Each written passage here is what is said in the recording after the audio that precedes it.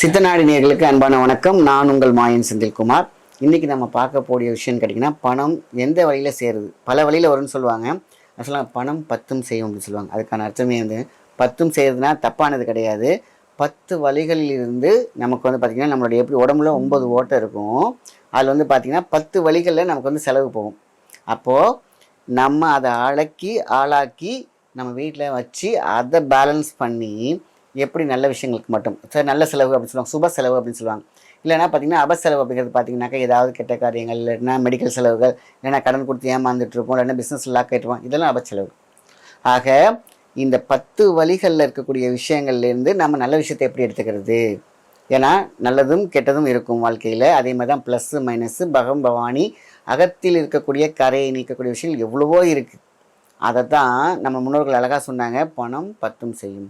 அதாவது நம்ம நினச்சிட்டு இருப்போம் 10 வழிகளில் ஏதாவது கெட்டது நடக்கும். அது என்ன வேணாலும் செய்யும். ஒருத்தவங்க மாற்றி பேச வைக்கும், ஒருத்தவங்கள நல்லா இருக்கவங்கள கெட்டவங்களாக மாற்றி வைக்கும், பல வழிகளில் குறுக்கலாக யோசிக்க வைக்கும், குறுக்கு மொழியாக இருக்கும், பல விஷயங்கள் சொல்லுவாங்க.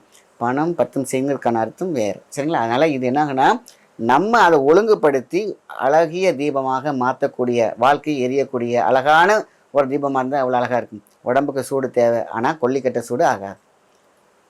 சாதம் அழகாக வேகணும், ஆனால் குறைஞ்சி சாதம் ஆகாது.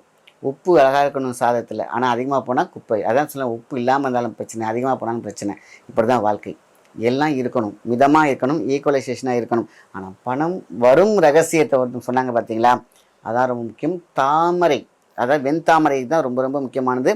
வெண்தாமரை லட்சுமி கடாட்சியத்தை தரும், குபேர வசியத்தை தரும்.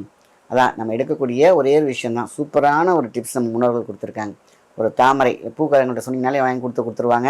பூ விற்கிறவங்க அழகாக செஞ்சு கொடுப்பாங்க, இல்லைன்னா மார்க்கெட்டில் கிடைக்கும். நம்ம 3 ஞாயிற்றுக்கிழமை அழகாக இந்த அபிஷேகம் பண்ணி பாருங்கள். அதாவது குங்குமம், தாழம்பு குங்குமம் வாங்கி வச்சுக்கோங்க. இல்லைன்னா கிடைக்கலையா நார்மல் குங்குமம், ஆனால் தாழம்பு சூப்பராக இருக்கும்.